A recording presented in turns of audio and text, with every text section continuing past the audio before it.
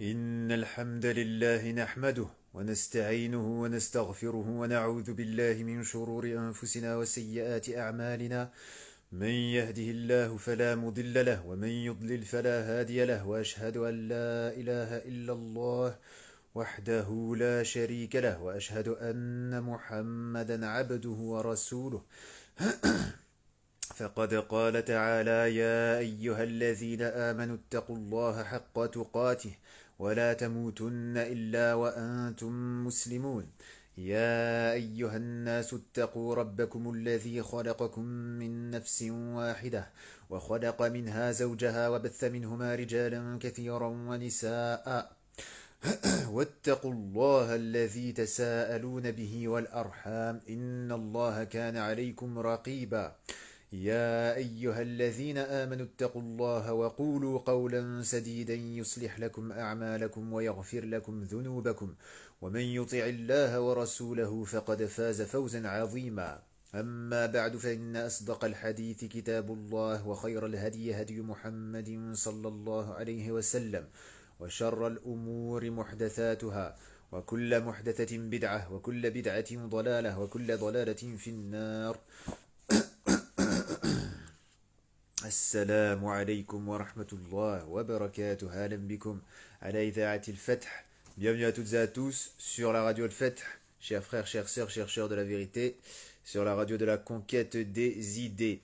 Donc, quatrième opus concernant les racines historiques de la guerre civile syrienne ainsi que son poids géostratégique. Aujourd'hui, donc hier nous étions arrivés, wa alayhi salam wa rahmatullahi wa barakatuh, akhi Muhammad. Hier nous étions arrivés au chapitre du défi islamique, wa alayhi salam wa rahmatullahi wa barakatuh, akhi Bilal.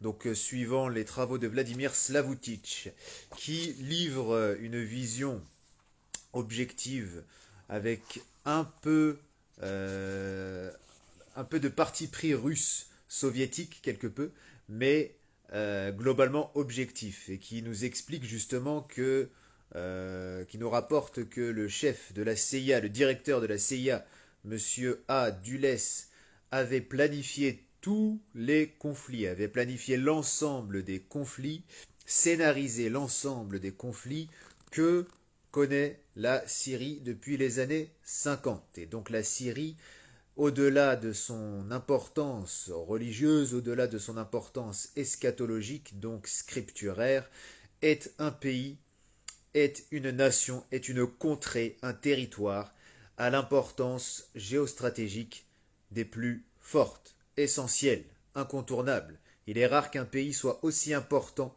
à l'échelle du globe en ce qui concerne la stratégie. Le défi islamique donc. Depuis longtemps, la population de la Syrie se subdivise en disciples et adeptes de nombreuses et différentes religions, églises et sectes. La religion la plus répandue est l'islam. Effectivement, Bilal, et c'est le directeur de la CIA donc dans les années 50, Naam, le Atali de l'oncle Sam, A. Dulles. Et Ahlan bik, akhi Bilal, tout à l'heure je te ferai monter volontiers, et ainsi que le frère Mohammed, afin que nous échangions tous les trois au sujet de l'actualité, au sujet de la Syrie en tant que telle, puisque bien souvent on se concentre uniquement sur l'actualité, mais il est question, il est nécessaire de revenir aux racines, il est nécessaire de revenir quelque peu dans le passé. Donc en l'occurrence, nous avions commencé dès les années 50 et même encore plus avant. Donc, voilà.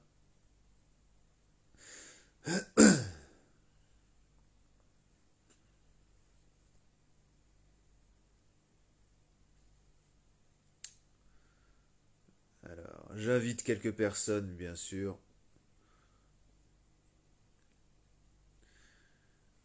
Voilà.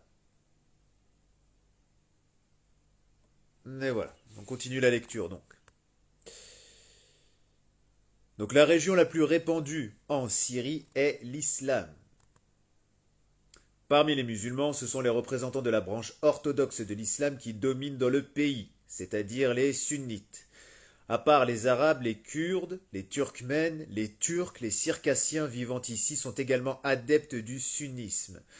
Parmi les minorités musulmanes présentes en Syrie se retrouvent les chiites imamites et les partisans des sectes chiites, les ismaéliens, les alaouites et les druzes, qui ne sont pas en soi des musulmans, les druzes, et tout le monde le sait. La majorité des chrétiens du pays appartient à l'église orthodoxe byzantine grecque. Le deuxième plus grand groupe est celui des Arméniens grégoriens, les adeptes de l'église nationale arménienne. Ensuite viennent les catholiques uniates, couvrant trois églises, catholique grecque, catholique arménienne et syro-catholique. Ensuite viennent les adeptes des églises chrétiennes du Proche-Orient, les jacobites, les maronites, les nestoriens, les chaldéens, les protestants et enfin les catholiques. Mais bien sûr, Achim Bilal, non, il n'y a aucun problème. Tu n'as même pas, euh, tu n'as même pas à t'excuser, Achim Bilal. Au contraire, au contraire, au contraire. Quand tu te retires, c'est pour revenir plus fort. Effectivement, c'est pour frapper plus fort. Non, exactement. Les Druzes disent qu'ils peuvent entrer au paradis sans prière, ce qui est euh, non, mais les Druzes même, ils sont un peu comme les Yézidis. Ils adorent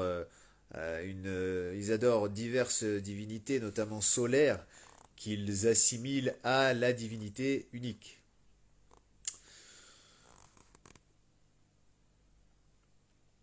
Donc, en outre, il y a quelques représentants de juifs et autres groupes religieux.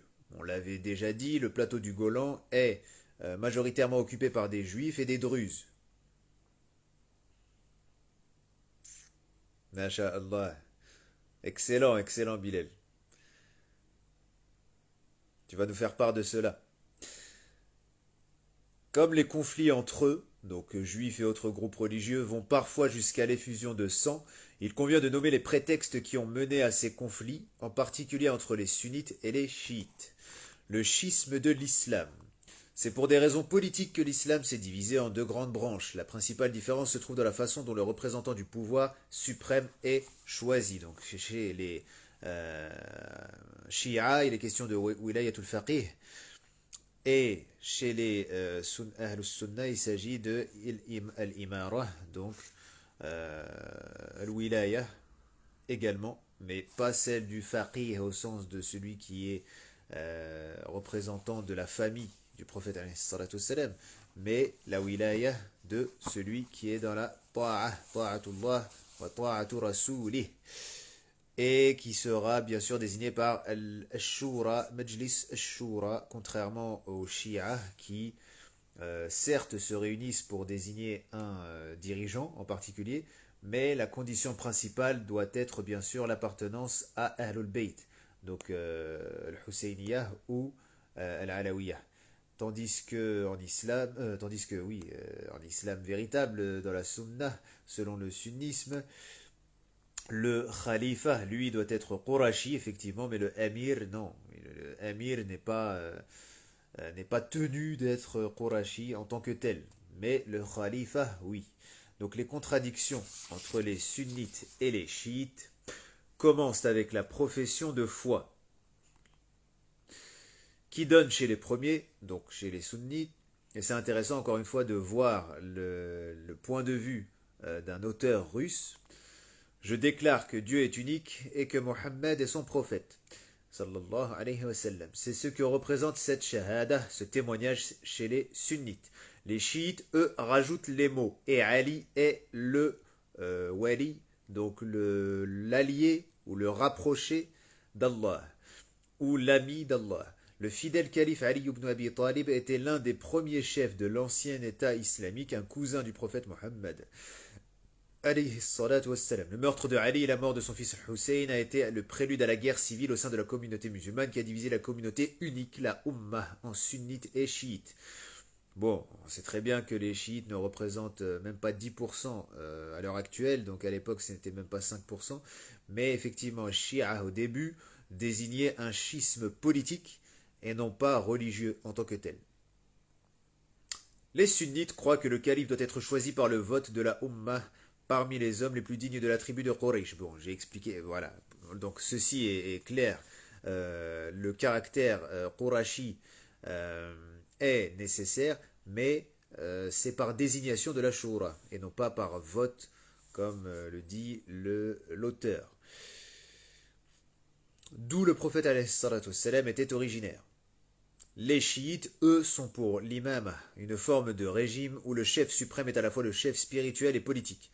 Selon les chiites, en islam, dans le sunnisme, c'est la même chose, puisque la imama n'est pas que politique, mais elle est aussi spirituelle, elle est aussi religieuse et spirituelle. Selon les chiites, seuls les parents ou les descendants du prophète Mohammed alayhi salatu wassalam qui peuvent être a'imma. Seuls les parents ou les descendants peuvent être a'imma.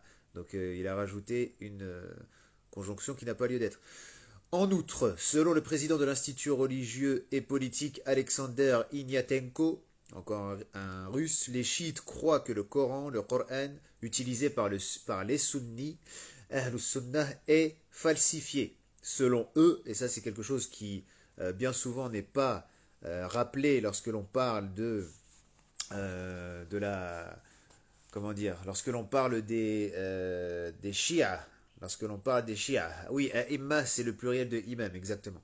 Lorsque l'on parle des chiites, la première chose qui doit arriver, la première chose qui doit sauter aux yeux, la première chose qui doit nous venir à l'esprit est de rappeler que ils rejettent le kitab que nous suivons, pour une grande partie d'entre eux.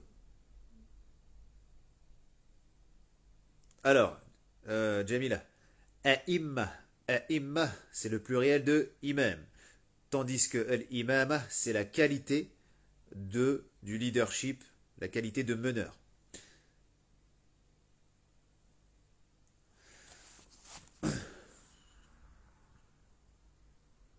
De toute façon, il faut se concentrer sur la lecture et écouter. Les questions, ce sera après. Donc, les chiites, eux, sont pour l'imama, une forme de régime où le chef suprême est à la fois le chef spirituel et politique. Bon, c'est la même chose dans le sunnisme, mais notre ami russe n'est pas très connaisseur du sujet en tant que tel. Donc, les chiites croient que le Coran utilisé par les sunnites est falsifié. Selon eux, il y manque des versets où l'on parle de la nécessité de nommer Ali successeur de Mohammed alayhi salatu wassalam. Par exemple, il y a la surah, une surah entière concernant Ali. Donc, radiyallahu anhu pour être le plus exact. Certes, il y a donc chez les Shia des versions du Coran où également Suratul Mu'minun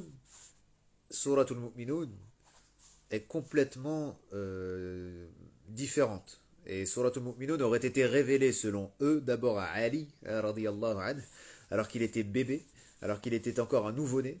Donc des années avant la révélation du Coran au prophète Mohammed alayhi salatu wassalam, et ils prétendent que bébé Ali connaissait déjà, puisque Ali avait 10 ans lorsque le wahy est venu sur le prophète alayhi salatu wassalam. Ils ont donc prétendu que Suratul Mu'minun, certains d'entre eux, a été révélé d'abord à Ali, et que le prophète alayhi salatu wassalam a confirmé cette surah et tant d'hérésies qui s'en suivent. Donc dans le sunnisme, les images dans les mosquées sont interdites. Et chez les Husseyniyah chiites, il y a beaucoup de représentations de Hussein, le fils de Ali. Dans le chiisme, il y a même des branches dont les adeptes doivent faire le culte d'eux-mêmes. Dans leur mosquée, au lieu de murs et du mihrab, la niche qui indique la direction de Mecca, des miroirs sont installés. Bon, c'est pas partout, mais dans certaines, oui. Aux contradictions religieuses se sont ajoutées des contradictions ethniques. Le sunnisme est avant tout la religion des Arabes et le chiisme celle des Perses. Ça plairait pas à Hassan Nasrullah cette affirmation, parce que lui il appuie sur le caractère arabe du chiisme. Même si de nombreuses exceptions existent, souvent les meurtres, les vols et les pogroms s'expliquaient par le désir de punir les hérétiques. Au XVIIIe siècle, par exemple, les Nejdiyah, les Wahhabites sunnites, ont envahi la ville sainte chiite de Karbala et y ont fait un massacre. Ce crime n'a pas encore été pardonné ni oublié. De nos jours, c'est l'Iran qui est le rempart du chiisme. Les ayatullah, hashalillah, ils se considèrent comme étant des signes d'Allah. voilà, Iyadou billah, considèrent la défense des chiites du monde entier comme leur devoir et ils accusent les pays sunnites de la région de les opprimer. C'est-à-dire qu'ils sont tellement imbus qu'ils s'établissent comme étant clairement des preuves d'Allah. C'est ce que signifie Ayatullah.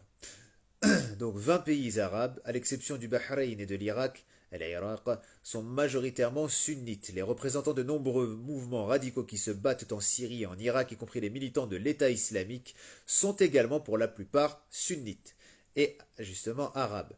Peut-être que si les chiites et les sunnites vivaient de façon compacte, la situation ne serait pas aussi confuse. Mais dans l'Iran chiite, par exemple, la région pétrolifère du Khouzistan est peuplée par les sunnites. Pétrolière, pardon. La région pétrolière du Khouzistan est peuplée par les sunnites. C'est là-bas que se sont déroulés les plus importants combats au cours des 8 années de guerre Iran-Irak. Les monarchies du monde arabe appellent cette région l'Arabistan et n'ont pas l'intention d'abandonner la lutte pour les droits des sunnites du Khouzistan. De l'autre côté, les leaders iraniens appellent parfois en public le Bahreïn la 29e province de l'Iran, faisant allusion à ce que le chiisme y est pratiqué par la grande majorité de la population. Un Irak divisé. La confrontation entre sunnites et chiites n'était pas encore calmée au Yémen quand elle a éclaté en Irak, voisin de la Syrie. Historiquement, dans ce pays où la majorité de la population est chiite, on avait des sunnites qui étaient au pouvoir. Après le renversement du régime de Saddam Hussein, un nouveau gouvernement chiite, ne voulant pas faire de concessions à la minorité sunnite, s'est enfin placé à la tête de l'État avec le soutien américain. Donc, c'est enfin placé à la tête de l'État. C'est ce que l'auteur a écrit. Il n'est pas étonnant que lorsque sur l'arène politique sont apparus les radicaux sunnites de l'État islamique, ils ont réussi sans souci particulier à envahir la province d'Al-Anbar. Et c'est très important puisque Al-Anbar, c'est l'une des provinces l'une des provinces essentielles de l'État islamique et une région d'Irak dominée par le sunnisme, bien sûr, peuplée en grande partie par leurs co-religionnaires. Pour combattre le IA Ambar, l'armée a dû recourir à l'aide d'une milice chiite.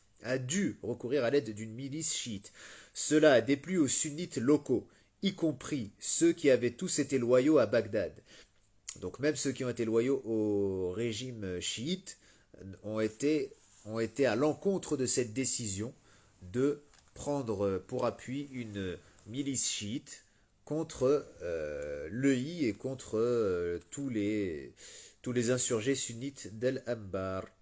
Donc Al-Anbar, cette région à majorité sunnite.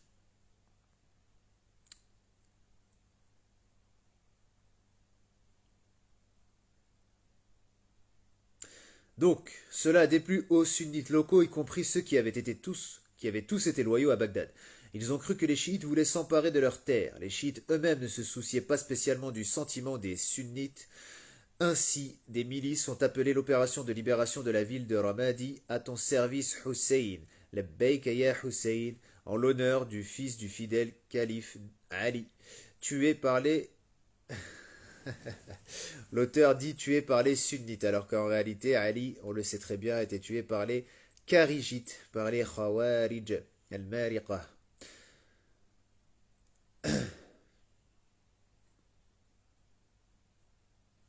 Critiquée par Bagdad, elle a été renommée à ton service Irak, le Beik ya Iraq.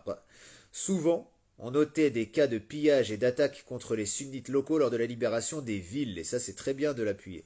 Les États-Unis qui soutenaient depuis le ciel les unités militaires irakiennes n'éprouvaient pas de grand enthousiasme au sujet de la participation des milices chiites aux opérations, en insistant pour qu'elles soient pleinement contrôlées par les autorités de Bagdad. D'ailleurs, on voit aujourd'hui qu'il y a un conflit ouvert entre les milices chiites et les États-Unis. En Irak donc.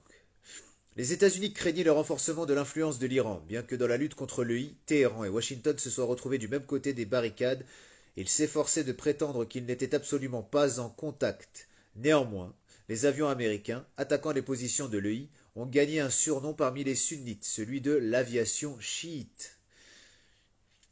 Et l'idée que les États-Unis agissent du côté des chiites est activement utilisée depuis longtemps dans la propagande islamiste. On peut noter que, avant l'invasion américaine en Irak, l'appartenance religieuse jouait un rôle secondaire dans le pays. Selon la remarque du directeur du Centre du partenariat des civilisations de l'Institut des études internationales, Veniamin Popov, pas de jeu de mots avec Benjamin, Veniamin Popov, pendant la guerre Iran-Irak, les soldats chiites de fait faisaient la guerre aux côtés des autres. C'est la question de la nationalité qui occupait la première place et non la question de la foi. Donc les chiites et les sunnites pendant la guerre Iran-Irak les Irakiens étaient unis contre les chiites iraniens.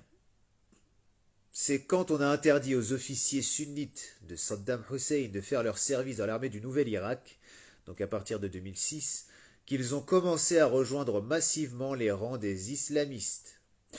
Avant, il ne se posait pas la question de savoir s'ils étaient sunnites ou chiites, souligne Veniamin Popov. Un tableau plus complexe. La complexité de la situation au Proche-Orient ne se limite pas à l'opposition entre les sunnites et les chiites, mais il a un impact. Oui, bah oui, on sent clairement. Mais ce qui est intéressant, c'est que quand même, il donne, il reste assez transparent. C'est ça qui est quand même pertinent, c'est qu'il reste transparent vis-à-vis des exactions chiites et du soutien américain aux milices chiites. Bon, étant russe, ça ne le dérange pas hein, de casser du sucre sur les États-Unis, effectivement. Et ce que tu as dit est pertinent.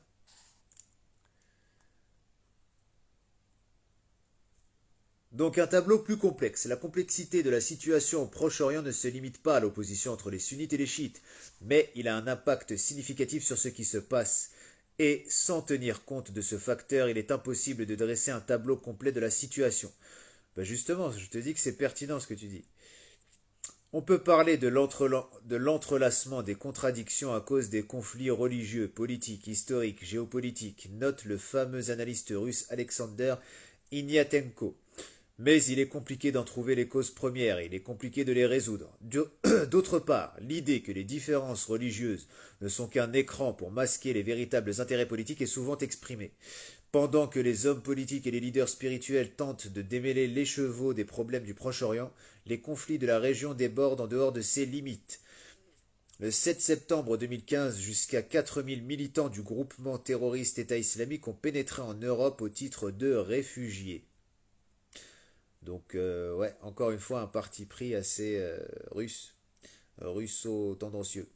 Le principal danger pour la Damas officielle était représenté par l'opposition islamique. Donc, le principal danger pour Damas était représenté par l'opposition islamique, qui non seulement offrait un modèle de développement de l'État syrien alternatif au parti Ba'ath, celui de la Renaissance, comme nous le disions, socialiste et arabiste, mais était aussi une réelle menace pour le rôle dominant des représentants de la communauté alaouite.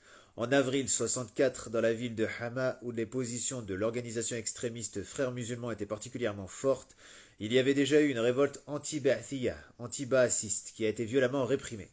À la fin des années 70-80, les Frères musulmans ont de nouveau constitué la base du mouvement islamique opposé au Ba'ath. L'émergence du Front islamique réuni a mis le pays au bord de la guerre civile. Le 10 octobre 1980 a été publié le premier message officiel du Front islamique réuni, signé par son chef, le cheikh Bayanouni.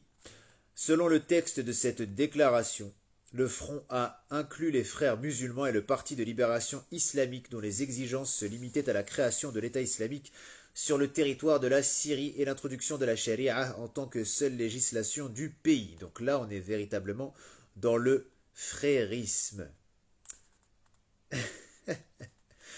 Tu parles de Hama, tu parles de Hama. Ah Bilal, tu parles de Hama. Donc, 2 mois après, 2 mois après, mais c'est ça qui est intéressant, c'est que là on est en plein frérisme et c'est réel. C'est que à l'époque c'était un groupe Irwani pur. Il n'y avait pas de, comment dire, bah, c'était en même temps les premiers à lancer les hostilités à ce niveau-là. Donc,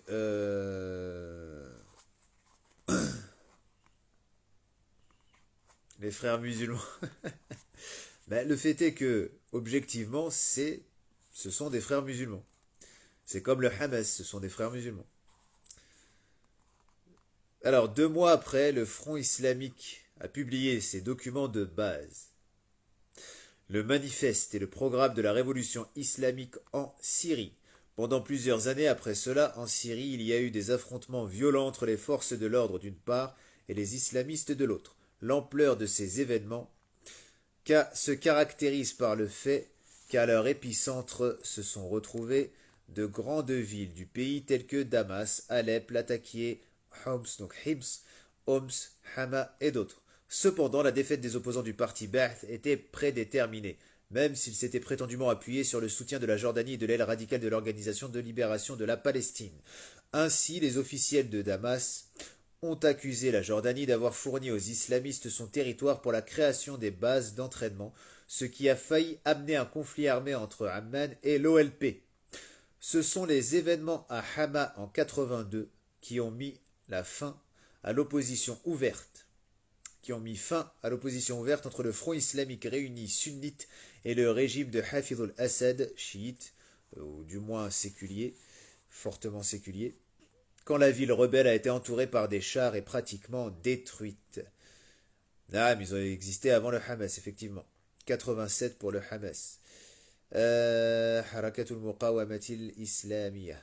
Donc, mais même après cela, dans différentes régions du pays ont éclaté des affrontements entre les forces de l'ordre et les groupements armés isolés des frères musulmans. Néanmoins, les autorités syriennes ont accepté de normaliser les relations avec certains dirigeants de l'opposition islamique armée. Donc ils ont fait preuve d'une certaine diplomatie. Ah, pas mal. L'OLP, ou la version non officielle du parti Ba'ath. C'est pertinent. Une collaboration stratégique. Au cours du dernier demi-siècle, la Syrie a croisé le chemin controversé de réorganisation socio-économique. Elles ont quand même ouvert la voie à sa transformation de pays peu développé en pays agricole et industriel, avec un niveau de développement moyen. Selon les spécialistes en économie internationale, les principales industries ont effectué une transition vers le public. On a établi la planification de l'économie et limité l'utilisation des terres par les particuliers. Un contrôle de l'État sur le commerce intérieur et extérieur a été établi. La République arabe syrienne était ouverte à différents types de relations avec d'autres pays. C'est ainsi que se sont construites des relations amicales avec la Russie. Et jusqu'à aujourd'hui, l'État chiite, entre guillemets, séculier plus particulièrement, et en tant que tel, hein, séculier, avec une touche identitaire chiite, est toujours allié, est toujours un grand allié de la Russie, et c'est ce qui permet justement à la famille régnante de demeurer au pouvoir. Le soutien militaire, politique et économique qu'a fourni l'URSS au jeune État syrien pendant les années de guerre froide a participé à son développement vers l'indépendance nationale, à la création de forces armées modernes et à la transformation de la Syrie en un État d'influence régionale. Cela a jeté des bases solides pour le développement des relations russo-syriennes après l'effondrement de l'URSS. Ah ben voilà, c'est ce qu'on disait. Un bon lecteur est un lecteur qui précède l'auteur. Donc, elles se sont formées en raison des intérêts de la Russie en tant que superpuissance. Bon, là, c'est bien russe, parce qu'en tant que telle, stratégiquement, la seule superpuissance existante, c'est les États-Unis. Mondiale, du moins, superpuissance mondiale. Mais effectivement, la Russie est une puissance aujourd'hui qui est en phase de devenir la première puissance, justement. Donc cela a jeté des bases solides pour le développement des relations russo-syriennes après l'effondrement de l'URSS. Elles se sont formées en raison des intérêts de la Russie en tant que superpuissance et des besoins de son partenaire régional. Plus de 6000 citoyens soviétiques ont travaillé, étudié et vécu en Syrie. En URSS, des dizaines de milliers de Syriens ont étudié dans des établissements civils et militaires. Beaucoup d'entre eux ont épousé des citoyennes soviétiques et ont créé avec elles en Syrie des familles mixtes. Il ne faut pas oublier que plus de 200 000 personnes originaires de différentes républiques, régions et territoires de l'ex-URSS vivaient en Syrie. Donc les Russes et les Syriens ont une relation fusionnelle puisqu'il y a eu des mariages, il y a eu des familles russo-syriennes donc qui se sont construites, qui se sont établies sur le territoire syrien. Et donc on parle de 200 000.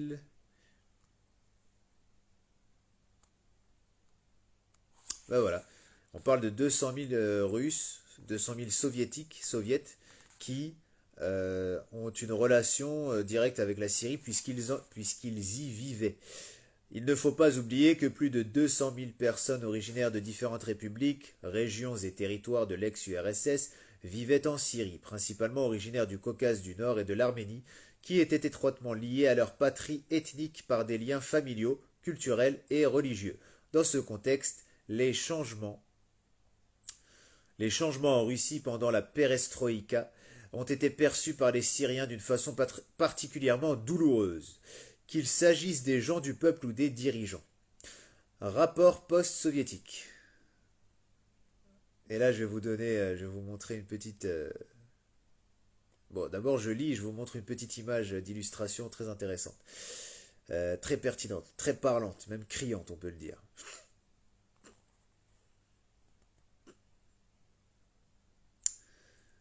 Donc la chute de l'Union soviétique et la réorientation unilatérale de la politique étrangère de la Nouvelle-Russie vers l'Ouest qui a suivi ont eu un sérieux impact sur la politique étrangère de la République arabe syrienne et ont mis Damas devant la nécessité d'adapter sa stratégie régionale.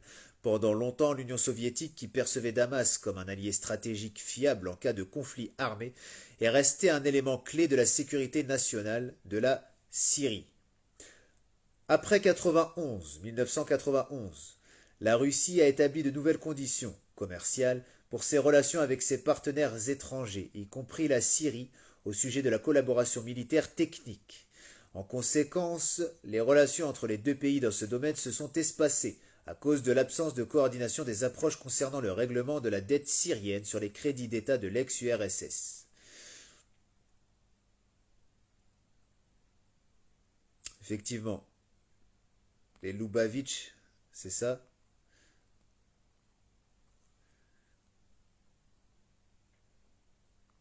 Malgré la nouvelle philosophie de Gorbatchev dans la politique étrangère de la Russie, en pratique, les paramètres géographiques et stratégiques des relations russo-syriennes ne pouvaient pas être supprimés de façon inconditionnelle et catégorique. La nouvelle Russie, tout comme l'ancienne, avait besoin d'alliés stratégiques au Proche-Orient. Donc, Barakallahu Fik Bilal, c'est ça. Je relis le commentaire pour que tout le monde comprenne de quoi nous parlons. Tout comme, tout comme de nombreux mafieux russes se sont fait passer pour juifs pour s'installer en Israël afin de fuir les guerres de clans en Russie. Et donc j'avais répondu au frère, les Lubavitch, et il m'a dit oui. Des anciens Voris Vakoni.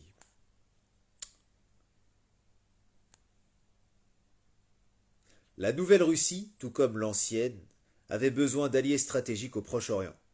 D'autant plus que son autre partenaire,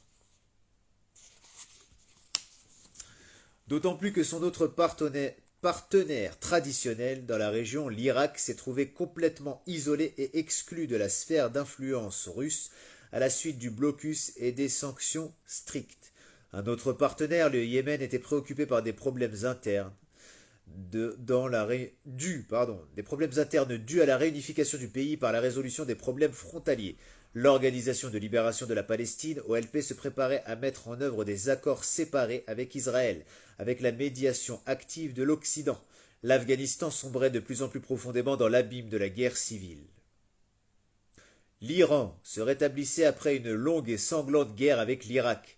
Les relations avec Israël ne faisaient que commencer à prendre de l'ampleur. Pour la Russie, la recherche de nouveaux partenaires stratégiques parmi les monarchies arabes du Golfe Persique n'a pas apporté les résultats escomptés rapidement. Effectivement, tout comme les Russes ont envoyé des mercenaires tchétchènes pour combattre l'UI et d'autres groupes d'Ahlus Sunnah, effectivement.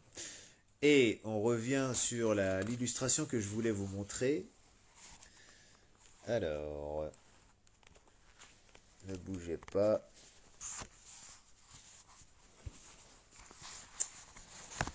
Tac, je vais vous montrer l'illustration. Je crois que peu de gens l'ont vue celle-là. Hop. équipage du vaisseau spatial soviéto-syrien en 1987. Donc on a un moule moustache, on a un russe et encore un russe. On a un moule moustache. Donc on a un Syrien moustachu ressemblant beaucoup au leader du PKK, du fait de sa moustache particulière, de sa moustache surtout caractérielle et caractéristique plutôt. Caractérielle, parce que oui, c'est lié au caractère bien souvent stalinien des papas du bled, mais c'est effectivement caractéristique de l'époque. Ah oui, voilà, exact. Donc là,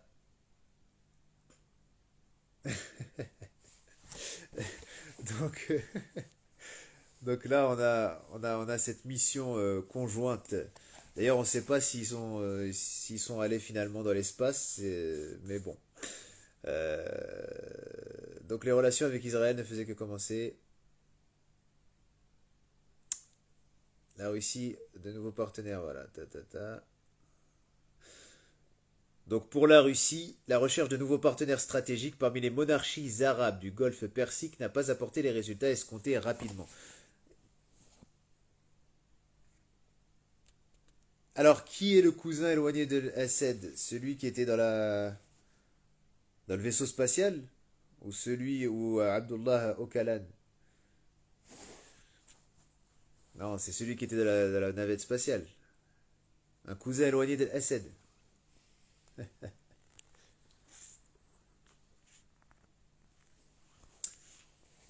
Ah ouais, à ce point-là.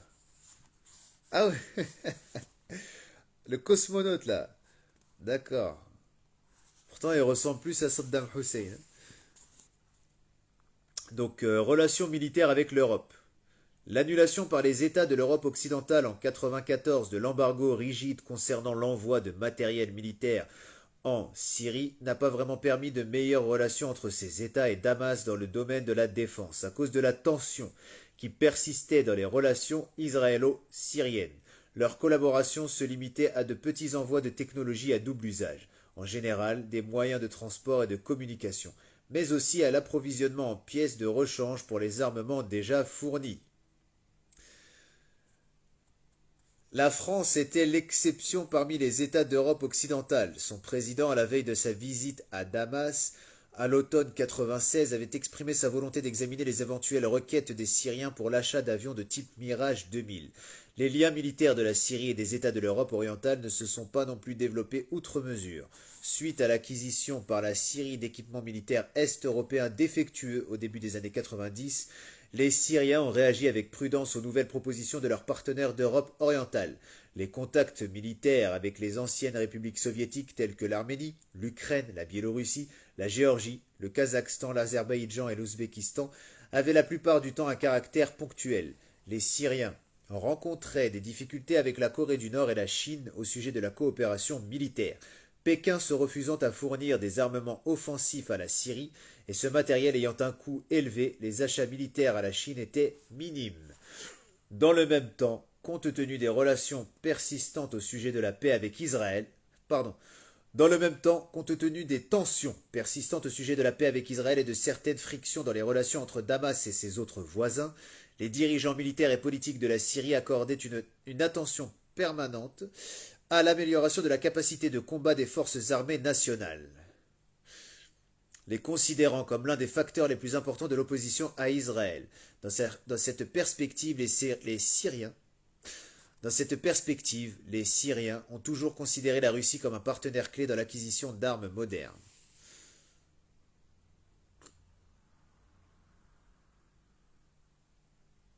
Alors, Essed n'a pas vendu un port ou a fait une location sur 50 ans à la Russie pour maintenir justement cette entraide commencée dans les années 70 avec son père. Il faut demander à Mohamed s'il peut vérifier l'information, et puis toi-même, Bilal, si tu peux la regarder, si tu as la possibilité. Ouais, pour revenir à ce que tu disais, ce sont des moustachus nationalistes et sécularistes, c'est pareil, effectivement. D'ailleurs, on peut dire des nationaux séculiers, national sécularistes. Syrie-Russie, des liens toujours forts.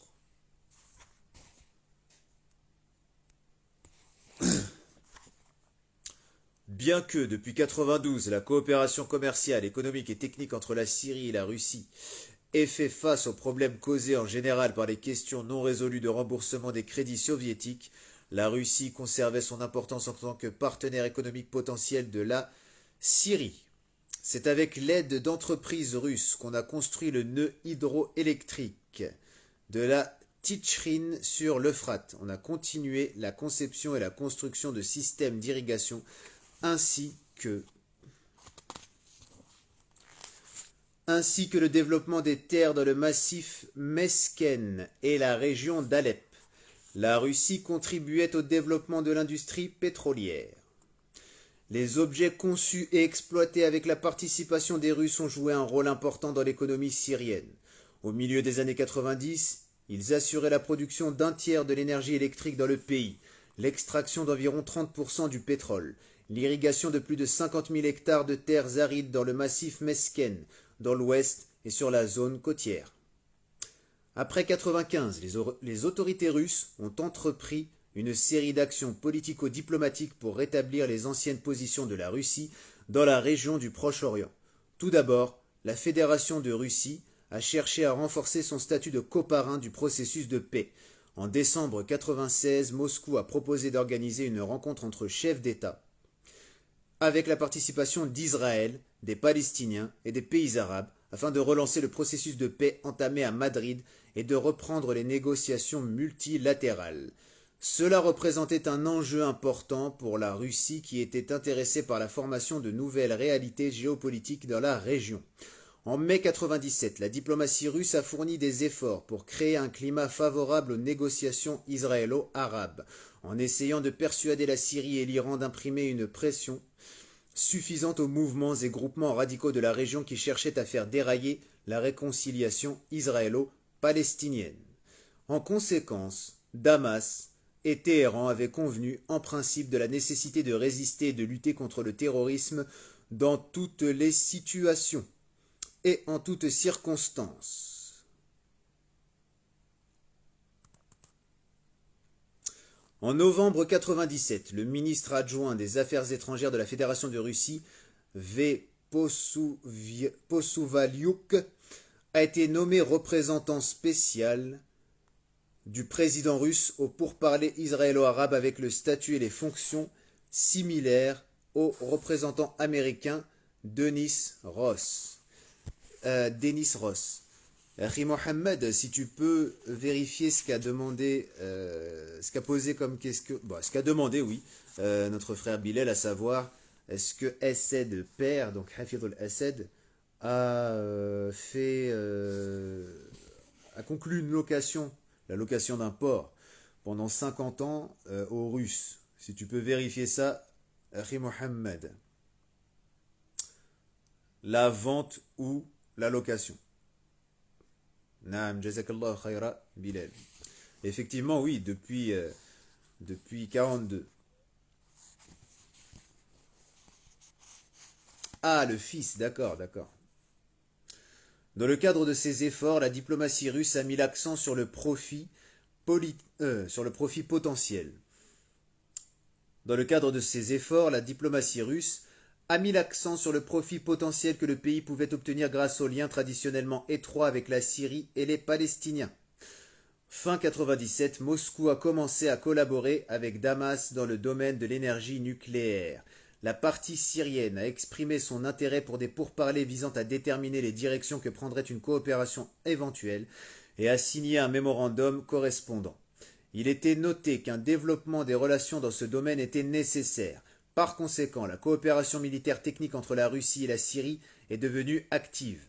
Dans les médias arabes et occidentaux, on a vu apparaître une information sur les livraisons d'équipements militaires russes d'une valeur de 3 milliards de dollars en République syrienne arabe. La Syrie a montré un intérêt particulier pour l'achat de modèles modernes d'armement, en particulier d'avions MiG-31, MiG-29, Su-27, Su-22, mais aussi d'hélicoptères Ka-50, de chars T-90, de systèmes de défense aérienne S-300. les moyens de communication de guerre, les moyens de communication et de guerre électronique.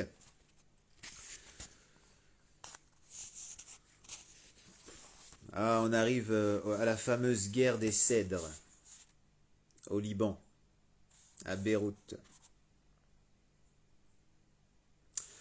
Le désastre de la guerre au pays des Cèdres. La guerre civile au Liban, qui a duré presque 15 ans, n'a pas seulement été une affaire interne à cet État. Parmi les participants extérieurs, on pouvait trouver l'OLP, les armées syriennes et israéliennes.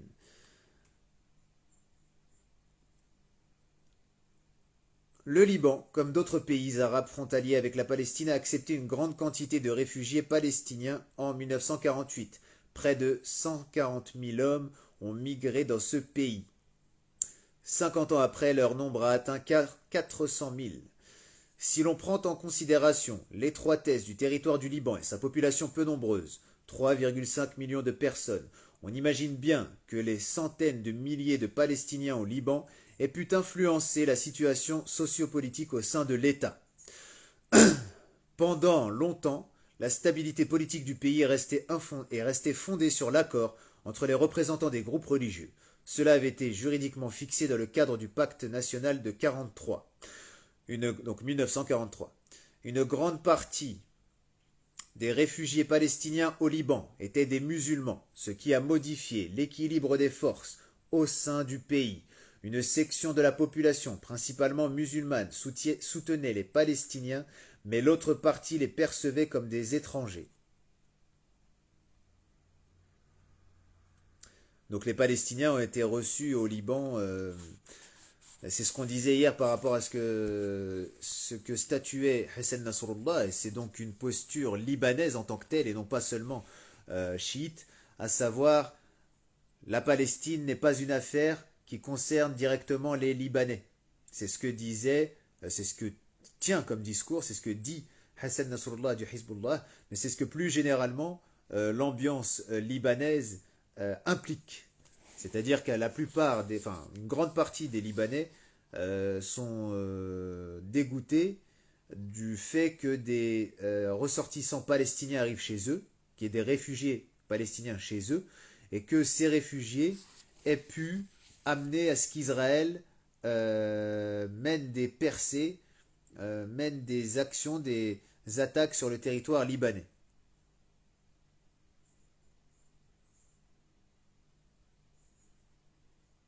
Oui, donc voilà, alors c'est... Wa alaykoum salam, Akhouna Jamel.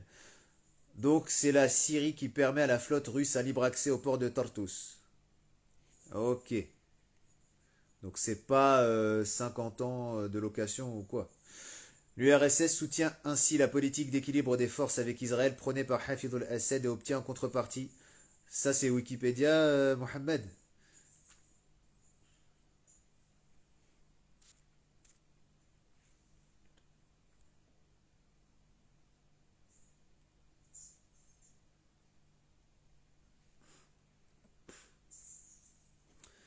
Donc l'URSS soutient ainsi la politique d'équilibre des forces avec Israël prônée par Hafid al-Assad et obtient en contrepartie un accès maritime et aérien facilité, s'assurant une place importante dans la région et dans le processus de paix israélo-arabe. Le traité de paix signé par l'Égypte de Sadat 1970-1981 avec Israël en 1979 accélère alors les liens entre Damas et Moscou, qui cherche à rééquilibrer les rapports de force dans la région. Hafid al-Assad se rend alors en URSS et signe finalement le traité d'amitié et de coopération pour 20 ans le 8 octobre 1980. Et donc là, il est question d'un traité d'amitié et de coopération et c'est bien Hafid al-Assad. Donc c'est bien Assad père, Bilal.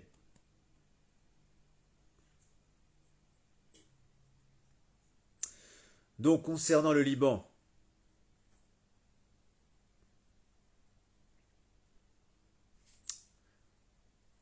une grande partie des réfugiés palestiniens au Liban étaient des musulmans.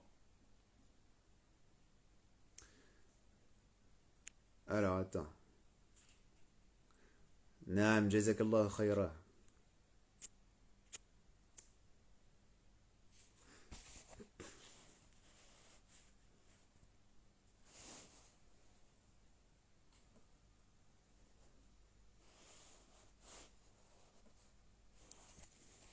Non, il n'y a pas de souci. Au contraire, tu as posé une question.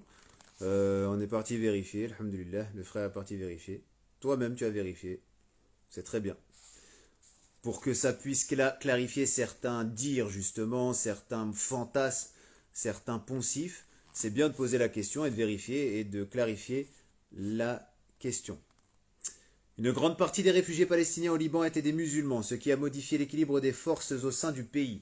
Une section de la population principalement musulmane soutenait les Palestiniens, puisqu'on rappelle le Liban, c'est musulmans, chrétiens maronites, principalement, voilà, musulmans et chrétiens maronites. Donc musulmans sunnites et musulmans chiites et chrétiens maronites.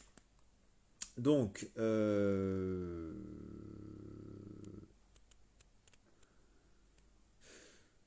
donc une section de la population principalement musulmane soutenait les Palestiniens, mais l'autre partie les percevait comme des étrangers et pensait que leur présence au Liban était indésirable.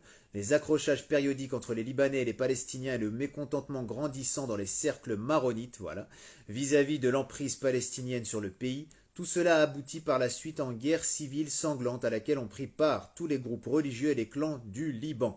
Cette guerre est devenue encore une conséquence de l'absence du règlement de la question palestinienne. Donc oui, pour rappeler ce que le frère Mohammed nous a posté, c'est les clés du Moyen-Orient. C'est ça la source. D'ailleurs, si le frère Mohammed peut nous trouver en particulier, enfin précisément de quoi il s'agit lorsque l'on parle de culte maronite, pour que tout le monde puisse voir de quoi il s'agit, comprendre de quoi il s'agit. Si tu peux, ainsi que Bilal, si vous pouvez chercher cela, et de toute façon vous allez bientôt passer à l'écran, donc vous pourrez en parler quand vous y serez. Donc ça fait 52 minutes, alhamdoulilah, bientôt vous passerez à l'écran. Donc cette guerre est devenue encore une conséquence de l'absence de règlement de la question palestinienne. L'OLP et la Syrie, acteurs du conflit libanais.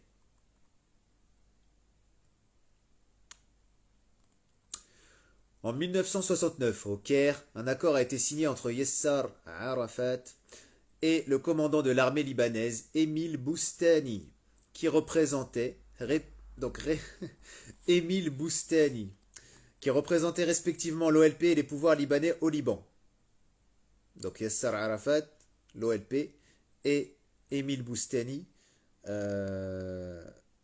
qui représentait donc les pouvoirs libanais. Les Palestiniens ont reçu une zone placée sous leur responsabilité. Une frange du territoire au sud, le long de la frontière avec Israël, et le droit de conduire la lutte armée depuis le territoire du Liban. Après les événements du Septembre Noir, l'état-major de l'OLP s'est installé dans le pays.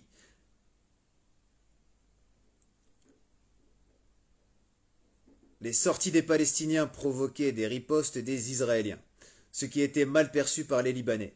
Ouais, vas-y, Wikipédia, mais tu prends les sources. C'est-à-dire, tu vas sur Wikipédia, tu regardes les notes, tu vérifies les sources.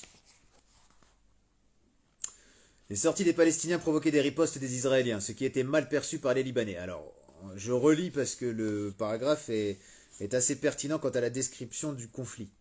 Donc en 69, au Caire, un accord a été signé entre Yasser Arafat, enfin, de la situation conflictuelle plutôt.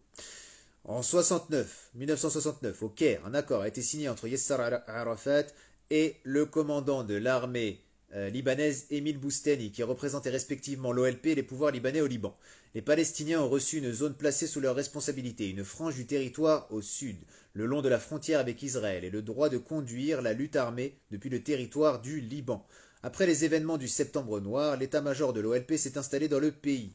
Donc pour ceux qui l'auraient oublié, malgré leur nature séculière, l'OLP, les combattants de l'OLP combattaient concrètement, réellement Israël.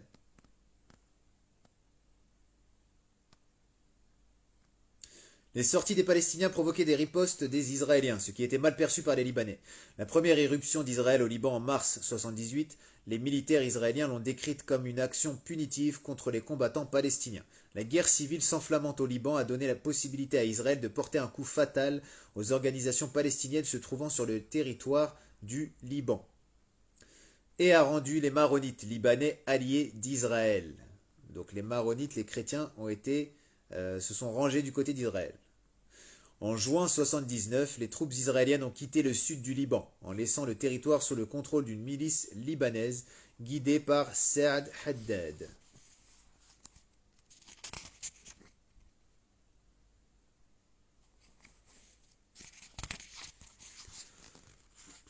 Plusieurs faits indiquent que l'opération israélienne de 82 contre les forces de l'OLP, qui s'installaient alors au Liban, était préparée d'avance et a été coordonnée avec les États-Unis, comme toujours. Cette information a été mentionnée par le ministre de la Défense, Ariel Sharon, dans l'interview à la revue L'Européo. En effet, en avril 82, la situation se dessinait favorablement pour Israël, avec la fin de l'évacuation des troupes du Sinaï. La paix entre Israël et l'Égypte garantissait la sécurité d'Israël du côté de ses frontières occidentales.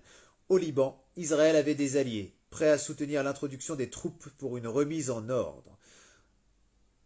En janvier 82, Sharon s'est secrètement rendu à Beyrouth, où il a rencontré le leader chrétien Béchir Gemayel, phalange libanaise dite Kataïb, avec laquelle il s'est accordé sur la possibilité d'une opération israélienne au Liban.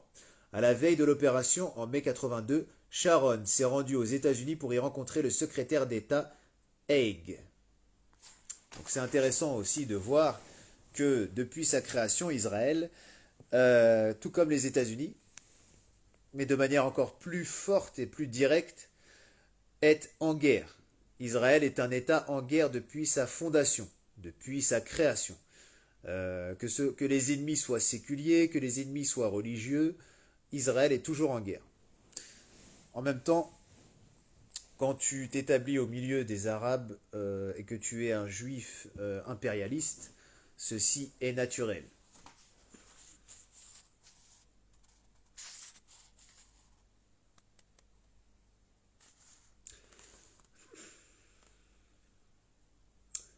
Donc Sharon s'est rendu aux États-Unis pour y rencontrer le secrétaire d'État Haig. Sharon, on parle bien du ministre de la Défense israélien. Le principal sujet de leur négociation a été celui d'une irruption planifiée d'Israël au Liban. L'administration de Reagan a accepté l'idée d'une opération limitée de l'armée israélienne au Liban. Les médias occidentaux n'ont pas caché que l'une des principales tâches de l'armée israélienne était la liquidation de la menaçante OLP, organisation influente dans les territoires occupés et autorité grandissante au plan international. D'ailleurs, l'OLP était très vindicatif, l'OLP était très violente, l'organisation, contre Israël, menait des attentats même en Europe, etc. Donc ça, c'est plutôt la branche Abou Nidal qui est issu du FPLP, mais qui est issu lui-même de l'OLP à la base, qui sont donc des groupes dissidents de l'OLP. Certains chercheurs estiment... Ah, voilà, les Maronites. Donc, les Maronites, c'est-à-dire ceux de Maroun, sont les disciples... Alors, les Maronites, c'est-à-dire ceux de Maroun, sont les disciples de Saint Maron, mort vers 423, moine au Liban, dans la région de l'actuel Hims, nord du pays, Homs. Homs, c'est Hims. Ces chrétiens de la Syrie historique, issus du patriarcat d'Antioche, l'un des trois patriarcats de l'Église primitive avec Rome et Alexandrie, réfugiés dans la montagne libanaise au moment de l'invasion musulmane au 7e siècle, ont été constitués en patriarcat en 685. L'église maronite est une exception parmi les églises orientales catholiques, contrairement aux églises d'Orient, dont l'histoire est marquée par des séparations et des réunifications avec l'église romaine. L'église maronite est toujours restée unie à Rome. Repris du site La Croix. Barakallahu fik.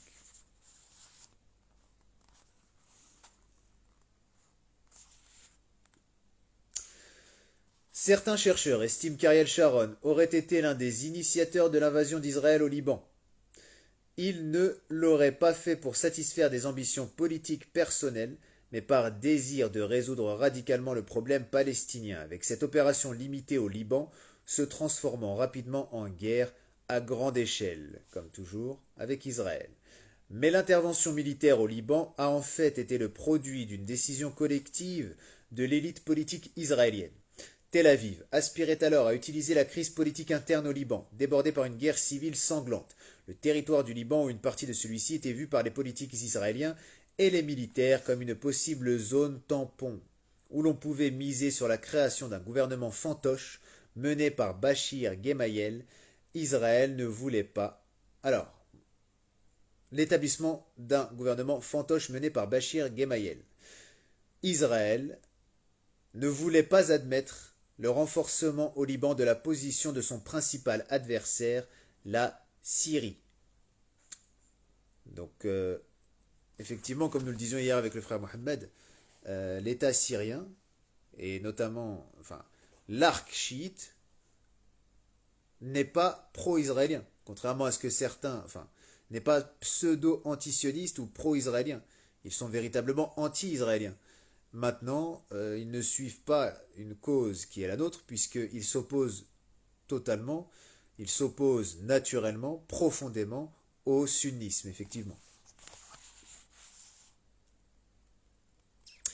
Et réciproquement, la participation de la Syrie au conflit libanais a été provoquée par sa réticence à renforcer la position d'Israël.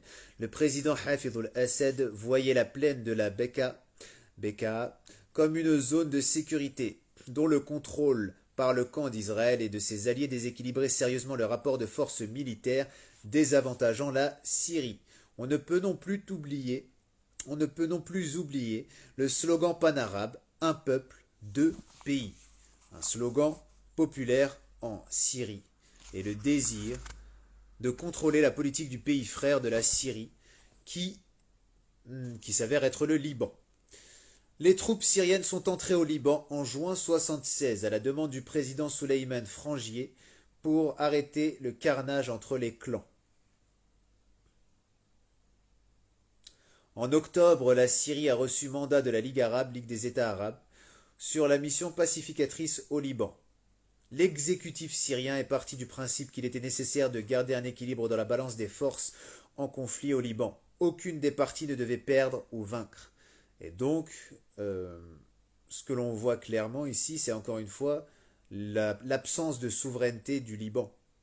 Le Liban, depuis la fin du XIXe siècle, même la moitié du XIXe siècle, n'a plus aucune souveraineté. Et cela continue.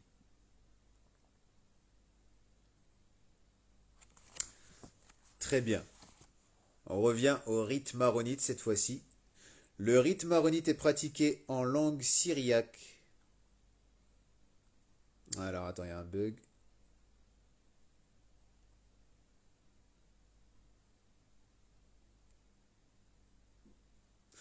Le rite maronite est pratiqué en langue syriaque et en arabe, ce dernier nettement plus utilisé. En général, seule la consécration est encore en syriaque. La principale prière eucharistique est celle dite de Saint Jacques. Il en existe une trentaine d'autres dont 13 seulement sont utilisées. Signalons l'anaphore de Saint Pierre dite Charar, son premier mot.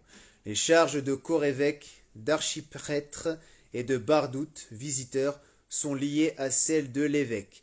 Elles donnent le droit de porter la crosse. L'Église maronite a adopté le calendrier grégorien dès 1606.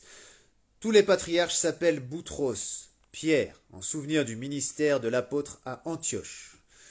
Barakallahu fik. Et la source, si tu peux, parce que on avait dit qu'on vérifiait la source. Donc, on continue. Khila Aziz. Mais un imprévu s'est produit en 82. Donc pour l'instant, voilà, là on arrive à l'opération Paix en Galilée. Et je vais vous inviter, mes frères Mohammed et Bilal, à monter à l'écran. Bismillah. Il est grand temps.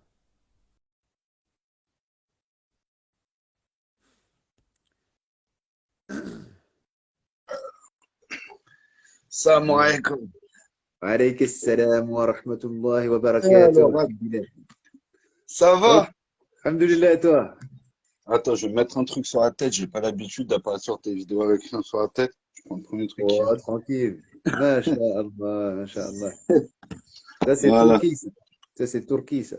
Ouais, c'est un frère en Turquie qui vend pas mal de trucs. J'avais acheté deux, trois trucs. Ça, c'est C'est histoire pratique sur. parce que ça prend toute la tête. Ouais, c'est ça. Alors, source, je vais aller tac. Alors, notes et références. Oh, il y en a trop. L'autonomie Ouais, ecclésiastique selon. une petite comme ça, tranquillement. Ok. Donc, patriarcat of Antioche, maronite, consulté le 7 juillet 2013. En fait, c'est plein de sources anglaises, françaises, de partout, des sources historiques, des sources. Ils sont même allés chercher des sources directement dans leurs textes. Par exemple, Maronite Diocese of Baalbek Der al-Ahmar. Ah, d'accord, d'accord. Ouais, je vois. Donc, c'est des sources directes maronites. Ouais, voilà, ils sont allés voir dans les deux des livres historiques, etc., etc. Ok. Alhamdulillah. Bon retour à toi, Khouna. Alors, il est pas mal Après, ton fez. Non, c'est pas un fez, ça. J'en ai un de fez, mais allez, vas-y, je veux voir le fez. Non, c'est juste tellement j'avais plus l'habitude de. Tu sais, vu que j'avais jamais eu l'habitude d'apparaître tête découverte sur tes lives, Masha'Allah. c'est pour ça. Voilà, là c'est un vrai fez. Là. Excellent, excellent. Attends, je reviens 2 secondes. Je te laisse avec les gens, je reviens 2 secondes, hein. Il n'y a pas de Hop. souci. Il n'y a pas de souci. T'inquiète. Ah, il y a bismillah.